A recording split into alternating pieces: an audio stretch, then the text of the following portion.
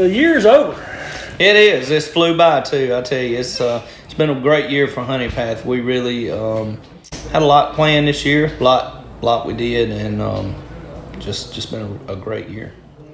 Y'all had let's just start with the return of your events, your big events. How did those go this year? Sure. So I have a great planning committee headed by Miss Dot Evans. She is our Ward 5 council member, and she's the chairman of the planning committee, and she's put together a great team of people that have really worked to plan stuff for the town of Honey Path, starting with our Diversity Day in February.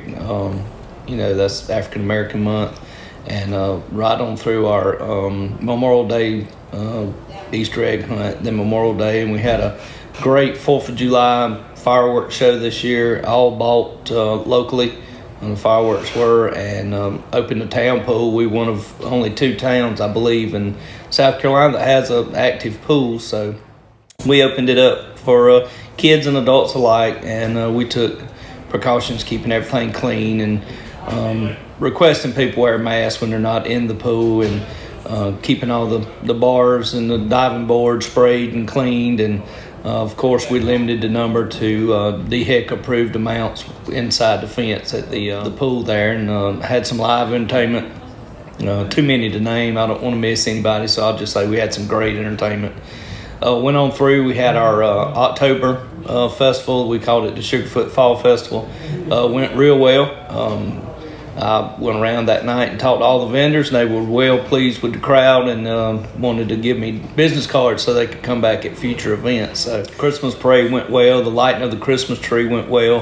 Had a larger crowd this year than last. I expect a larger crowd next year as we build this. One thing I do want to add, though, is we had hot chocolate and s'mores on Main Street, and we decorated the tree as people gathered and watched, and we done some singing. And I think next year we're going to reach out to area churches and see if 4 or 5 or all of them, or maybe just 1 or 2, want to have service that Sunday from 3 to 6, like a community gathering of interdenominational religious ceremony as we decorate the tree, because Christmas really is about Jesus, and we get caught up sometimes in the gift giving and Santa Claus and the tree and all that. One thing that makes Christmas parade, and I've been coming with the one here for several years now.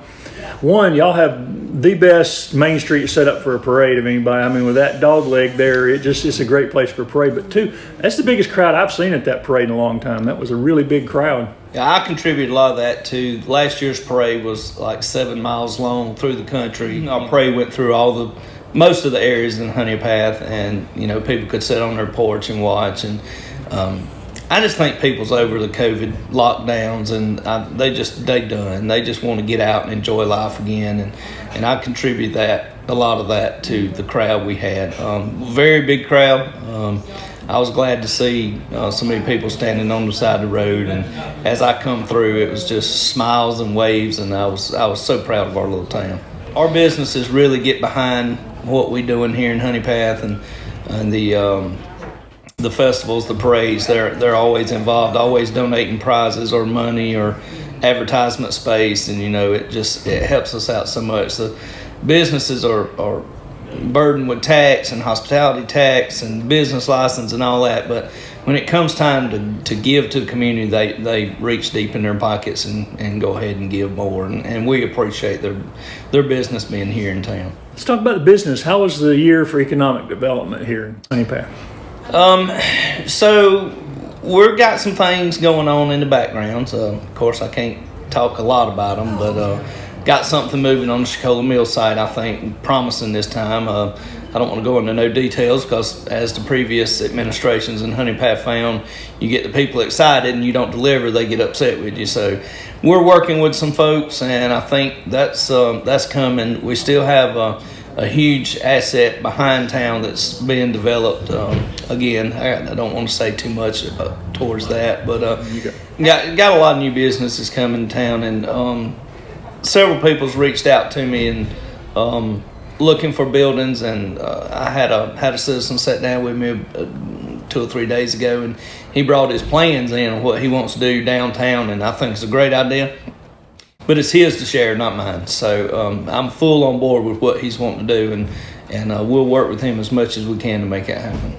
It takes a lot of work to bring new businesses to small towns, right? It does. I've reached out to so many people about the Fred's building, and between the cost of the building and the citizen population here in Honey Path, what I'd really like to do, Greg, is build this town to about 5,000.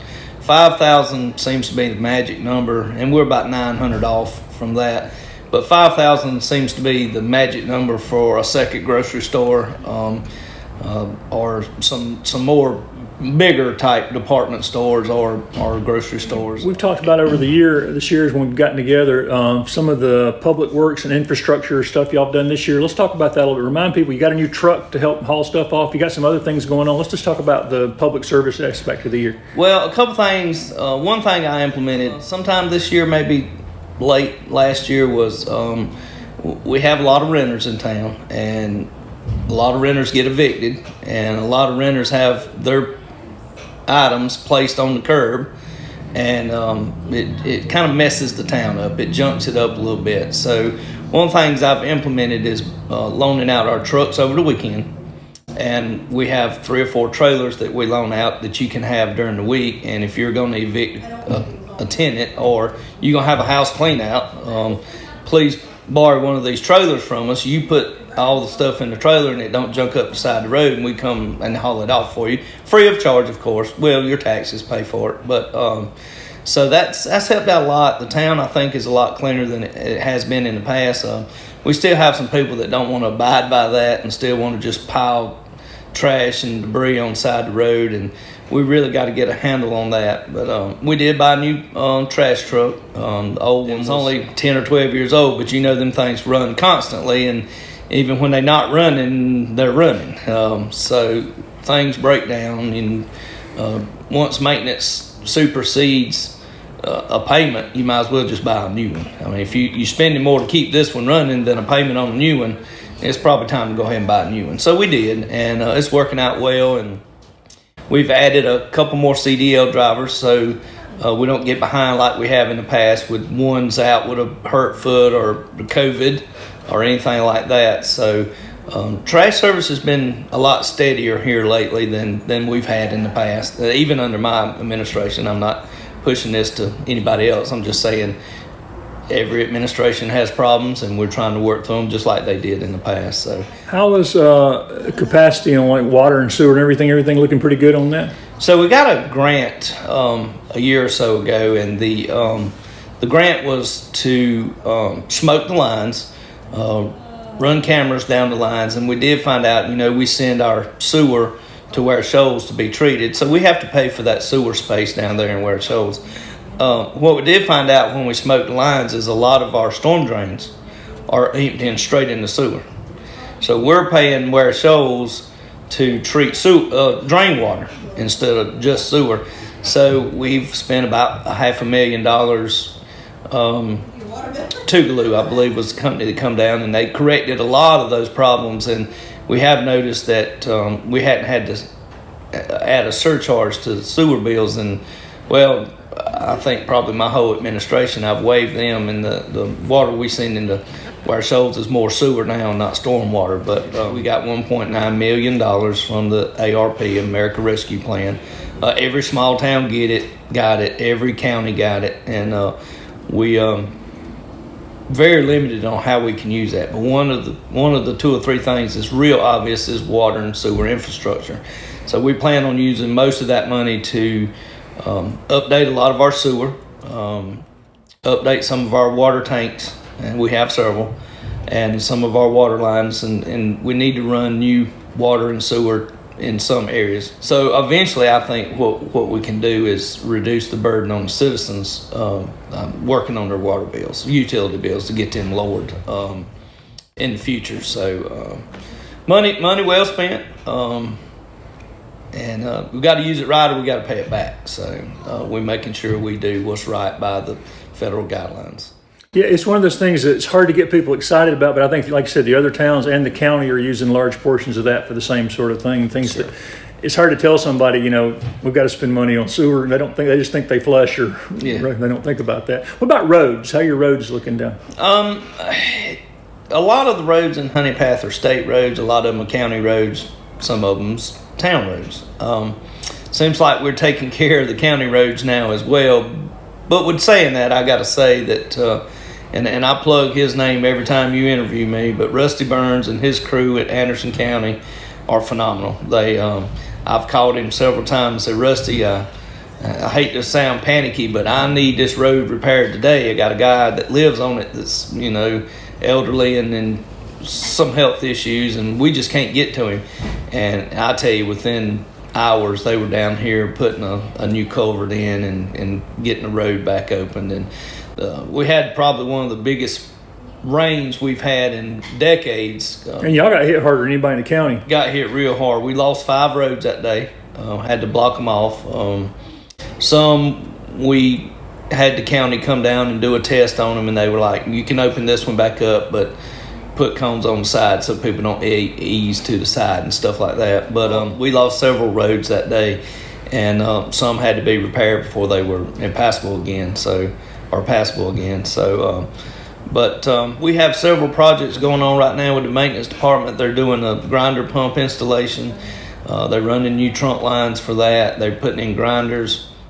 Got some water mains that need to fix and stuff such as that. So maintenance is way behind. So I went and asked a few of them, hey, would you like some overtime? And they said, yeah, let's do it. So we've tried to get all our holes in the road patched, potholes. We're getting caught up. I think another week or two and we'll have most of all the roads patched. That's doable. Some just need to be tore up and repaved, but you can only patch something so many times. But the roads are looking fairly well all over town. Have you and your council, y'all have any plans or anything for that first few months of 2022? Or Well, I have several committees. The planning committee, again, they're planning a full slate of 7 major events next year, starting again with our Diversity Day in February, going through our Easter egg hunt, and we're going to bring back the Honey Sop this year. It's been huge for Honey Path for decades. Just a small contest. You get a biscuit. One of the local businesses make up a big pan of biscuits for the contestants, and they get a jar of honey, and first one to eat their biscuit with honey and whistle wins. I think Marty Fleming's the reigning champion right now. And we'll have music. We'll have vendors, some good food. There'll be food vendors and craft vendors all over town. We'll have a stage set up on Main Street with some pretty good names from around our area. But it's the spring festival. It's going to be the Honey Sop. And again, we're going to have our October festival. And I believe we're going to continue our fireworks tradition around the 4th of July. So we got a full slate of events next year. Economic Development Committee I got is headed up by Ward 1 Representative Earl Ashley. He's got some huge ideas and, reaching out to some more people about the Fred's building and seeing if we can't get something moving over there. A lot of big things happening, a lot of things coming. We excited, we can't wait. First quarter, those what you asked about, and that's going to be heavily involved with spending our ARP money on our water and sewer infrastructure. It's probably going to be the biggest thing we concentrate on going forward in 2022.